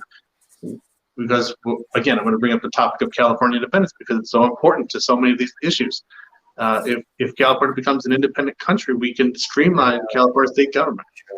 We can get rid of 2 state park programs, for example, one. We can have 1 set of taxes instead of 2. And so that host of issues, where we have 1 state and 1 federal, we basically have so many different areas where we have double of it because we have a state version of a federal version. If we have just 1 version of it, we can have a more streamlined government, which makes government more effective, more efficient, and cheaper. Then we have more money to put aside for rainy day funds. We have more money to allow us to reduce our state taxes and so on and so forth. And that puts more money back into people's hands and in people's pockets so that they themselves have the ability to maybe save some money. So I think that the best thing that we should do in terms of a hypothetical future economic recession is to allow people to have more money in their own pockets to hopefully save that money, and B, to have the government have a more robust rainy day fund to provide or have the funds available in case that happens, and we'll be able to respond appropriately. Okay. We're now going to go to a question from the public. I have said that this is an acceptable question. Each candidate will have 1 minute to respond. The question is, the Second Amendment states the right to keep and bear arms shall not be infringed. Would you support the repeal of all California gun laws? Or how do you feel about gun regulations in California in general? Yet the candidate will have 1 minute. We use the random list generator, and the order of response will be Marinelli, Hennick, Shora, Wildstar, Killens, that's Louis Marinelli, Dr. Hennick, Fuji Shora, Nicholas Wildstar, and then Chauncey Killens. Louis Marinelli, for 1 minute, how would you deal with gun laws in California? Well, as many people know, an American court just recently struck down California's assault weapons ban. It was on the books since 1989. People of California and their elected representatives in Sacramento decided that our culture is going to ban assault weapons, and American court just struck that down. That shouldn't happen. That shouldn't happen. When it comes to this issue, I mean, I have taken the issue. I've taken sides on both sides here because, you know, when I see these, for example, these shootings in our society, it gets frustrating, and you want to say, let's get rid of the guns. Let's get rid of the guns because if people can't live in peace or whatever the problem is, it just gets so frustrating. But when you got to take a step back from the emotional response, and you got to realize that this so-called Second Amendment, I don't like to call it the Second Amendment because it's an American Constitution. I live on the California Constitution, but the right to bear arms, I think, is important. And the founding fathers of this country, which many people still revere, you know, believed it was important for, you know, to protect society from the rise of tyranny. And I believe in that. I believe it's important for the society to be armed, to protect themselves from tyranny, and that the people have the right to revolution. That's why I think that we need to protect the right to bear arms. Thank you. Next person will be Mr. Hennick. Let me unmute you. Mr. Hennick, how do you feel about California gun laws? You have 1 minute, sir. Well, I'm certainly not in favor of repealing the Second Amendment. I think that one thing we ought to do real soon is initiate a whole series of gun buybacks. There are way, way, way too many guns out there. And I have no hesitation at all in doing some constitutional law such that assault weapons should be banned. And I want us to consider this. Why is it that there are so many terrible gun shootings? The main answer, I think, or at least as important as the abundance and superabundance of guns, is we have a crushing mental health problem in this country. Why is that the case? I think it's often the case because of social isolation. And I think that's something that the American Solidarity Party wants to address at many levels. Thank you. Thank you very much. Okay, next up on the topic of gun regulation in California is Nicholas Wildstar. How do you feel about gun regulation in California, sir? Well, I definitely do not believe that government should be disarming the public and putting those weapons in the hands of a small few. Are you able to mute other? All right. Unfortunately, gun laws create a false sense of security. That we already have very stringent gun laws here in the state of California, yet we still have gun violence. So criminals are going to have a criminal mind regardless of what laws exist. So we want to make sure that every person in the state of California is able to protect themselves, since to me it's a self-defense issue. So as governor, I will be nullifying any and all existing gun laws to make California a constitutional carry state. So if you want to be able to make sure that you're able to protect yourself as a resident of California, vote Wildstar for governor. I made a mistake. I skipped Mr. Shiora. We're going to go to Mr. Shiora, and then we'll go to Mr. Killens. Mr. Shiora, your response, sir. Thank you. As an elected official, I swore an oath to defend the Constitution from enemies, foreign and domestic. Our Second Amendment is there to make sure we have a second chance of freedom. Mexico has the strictest gun laws, perhaps in the world, and yet the violent criminals have access to the guns. More difficult, subversive gun laws only hurts the law-abiding citizens that want to protect their family, protect their property. So I would keep some laws in place for public safety, but at the same time, the Second Amendment is there for a very specific reason. I'm in favor of empowering our law-abiding citizens the right to their Second Amendment. So this is very important for me to keep my oath to protect the Constitution from enemies, foreign and domestic. And while we have to have certain safeguards, such as background checks, I agree with, we also have to have a common sense approach to the Second Amendment. The Second Amendment is there to keep powers at bay, to keep checks and balances on a dangerous government. Thank you. Next response is Mr. Chauncey Killens. Yes, I will protect the Constitution, the Second Amendment right. All law-abiding citizens that desire to have a weapon should be able to carry them publicly, and I will support that. At least concealed weapons permits for all law-abiding citizens. With almost 400 million weapons in America, it's not the law-abiding citizens that are committing these crimes. And it's the Democratic Party that's defending the criminals that are breaking the laws, because if you go to Democrat-ran cities, that's where the crime is going up. When you have foolish politicians that are saying defund police, it's hurting the minorities. Don't they have any common sense? But they don't care about anybody but control and power. So I will defend every law-abiding citizen that goes through the background inspections and safety to carry their weapon. And any illegal person that carries a weapon, there will be stiff fines, charges, and even jail time. That will reduce the problem. Thank you. I want to thank you all for being here. We're getting close to the end. Please send those comments in, but I want to make sure that every candidate gets the chance to express themselves as they want and cover any particular issue they had a great idea for that we weren't able to do this.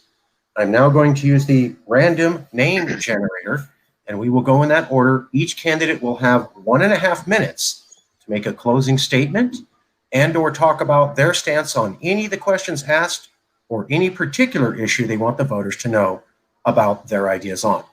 A closing statement from each candidate, 1.5 minutes. You can talk about whatever you would like. You can address issues other candidates addressed. You can address issues we didn't get to. It's your 1.5 minutes, speaking directly to Californians. The order will be using the random list generator. Wildstar, Hannick, Marinelli, Shiora, Killens. That's Wildstar, Hannick, Marinelli, Shiora, Killens. Closing statements to Mr. Wildstar for 1.5 minutes. Candidate Wildstar. Well, thank you to all of you out there that are watching this debate today. The mainstream media is doing their best to censor any other candidate that they fear may be able to replace Gavin Newsom. So they are, again, picking and choosing your representatives for you. So I appreciate you doing your due diligence to actually research and find out more about those candidates yourself. If you visit my website, wildstar2022.com, you'll see 3 words on my website: honest, loyal, and brave. I'm honest and will always be honest to the people of California. I am loyal to the people of California and all of their demands and needs and their values. And I'll always be brave and exemplify bravery as the leader of the state. And that's what I want you to know is, as governor, I will be making sure that any and all government officials uphold their constitutional oath, first and foremost, which is what I'll do. and I'll be holding them all accountable. So with me as governor, you can expect a more accountable government as well as a more freer California. So please vote Wildstar for governor to bring back liberty to the state of California. Thank you. Thank you. Next up, let me unmute you first. I'm going to get this right eventually. Mr. Professor James Hannock, 1.5 minutes, closing statements and/or coverage of any policy you wanted to do. I'd like to address the homeless issue. 2 statistics for a start. There are about 125,000 homeless people in our state. About 20.4% of our population, that's a fifth of us, live in poverty, and that's the highest poverty rate in the nation. Decent shelter is a core human good. We know that California has the physical resources to realize this good. The homelessness tragedy is of our own making. There's no simple solution to resolving it. But one approach that will surely fail is the not in my backyard mindset. The homeless are already down the street and around the corner and in our neighborhood parks. We should each of us take some time to talk to the homeless people in our neighborhood. On a broader level, we should educate ourselves about mental illness and drug addiction, both crushing the homeless. Here's an intervention I favor. Meth producers and suppliers should have all their assets seized. Indeed, why not publicly shame them by tattooing their foreheads with the hashtag meth kills? Okay, that was what the candidate felt like saying. So we're going to go down to the next person. Mr. Marinelli. Mr. Marinelli, closing statement. You can cover any issue any other candidate said, any issue you'd like to cover, whatever you'd like to say. Thank you. So as you know, I'm running on a campaign, a very simple, make California an independent country. Many people may be thinking it's kind of a pipe dream. It's something that would be wonderful if it could happen, but they don't think that it can. Well, it can happen. It can happen because, first of all, the Texas versus White decision from the Supreme Court said that it's possible for a state to secede from the union with the consent of the other states. As governor, I will seek the consent of the other states. We need 25 of them. And we will make California an independent country with the consent of the states. There's nothing in law or the Constitution or the Supreme Court ruling that says that we need consent of Congress or constitutional amendment or anything to that effect. It says consent of the states. And I will, as governor, reach out to the other states in this union and gain their consent for California to leave this union. I'd also like to point out that this campaign is the first time in history that a candidate is running on the campaign of independence in California for governor. A vote for Marinelli is a vote for CalExit. So we want you to vote yes to recall, because a vote to recall Newsom is a vote for independence. Yes on recall is yes on independence. Yes for Marinelli is yes for independence. The first time in history, the people of California will have a chance to vote for independence at the ballot box through my candidacy. That's why I'm running, to give you that chance to vote for independence, if that's what you believe to be in the best interest of the people of California. So Marinelli is a vote for CalExit. Thank you. Thank you. The next person will be Mr. Sciorra. Mr. Sciorra, closing statements, 1.5 minutes, sir. Thank you. Once again, my name is Fuji, F-U-J-I, Family, Unity, Justice, Integrity. I'm an elected official, and I know what's wrong with our state government, county government, local government. It's not representative of the people, by the people, for the people.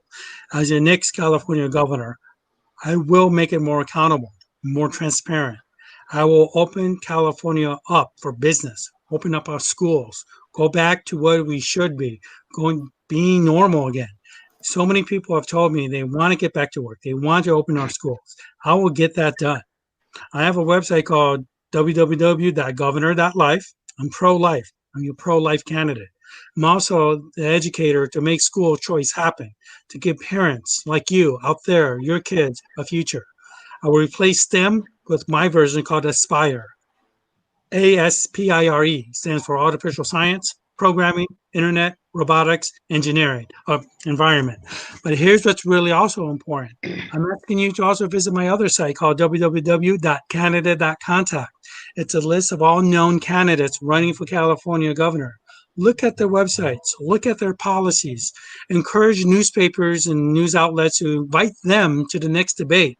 It's up to us to make sure that the mainstream media doesn't vote for you, that we get to have a say. So visit the website, www.canada.contact, and let's make it happen. Because now more than ever, we need to have our voices heard through the debates, through the electoral process. I'm different, I'm new, but here's the thing, I'm counting on you. Vote Fuji. That was a wrap. I caught that. We're going to go to Mr. Killens. Chauncey Killens, your closing statement, sir. Yes, my name is Chauncey Killens, and I am extremely confident that I will be the next governor of California if it's a fair election, and it's prohibited to have any Dominion voter fraud election machines in this state election. I will defend faith, family, and freedom, which are our constitutional, God-given rights, and no one will prevent me from doing otherwise. I'm going to try to do something unprecedented in U.S. political history. I want to run as a write-in candidate, and it's a symbolic gesture to let the elite, powerful people, Democrat, Republican Party, big tech, Facebook, Google, the teachers union, and all these people that have disrespected us, abused us, and have misused us and think we are non-essential and irrelevant to them. We give them our vote and they just treat us like we are nobody. I want you, the citizens of California, to stand with me.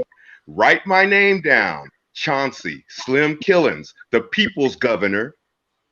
Post this on your refrigerator on a Post-it note or with magnets. Text this, text it to your friends, 3 or 4 friends. We're going to show them we, the people, are significant. We, the people, are important. And we are tired of you, elite politicians and powerful people that disrespect us and ignore us because you're supposed to represent us, but you don't care about us. You care about control and power. So I, Chauncey Slim Killens, will shake up the world by getting elected as your next governor of California. I want to thank you all for being here. Thank you all for being here. Thank you all for running. I included a quote from Alexis de Tocqueville, who was a Frenchman who traveled in America in 1830, and he wrote the definitive documentary of American democracy. And he said it was farmers running for office when the fields lay fallow that made America democracy. What he meant was regular folks ran for office and got to be supreme leader, and then they returned back to being a regular folk. That's what they said was the privilege of democracy. It wasn't somebody with wealth and power and privilege and fame deciding to run. It was a commoner. That's what made America great. And I'm glad to see regular, common Californians choosing to hold that most sacred opportunity and not elitist. And I am privileged to be able to present to commoners, a selection of commoners who are asking to lead them. I think that is in the best traditions of democracy. We will end the show there, keeping with our 2-hour time limit. All candidates are asked to leave. Mr. Marinelli, if you would stay, there are 5 questions directed at you.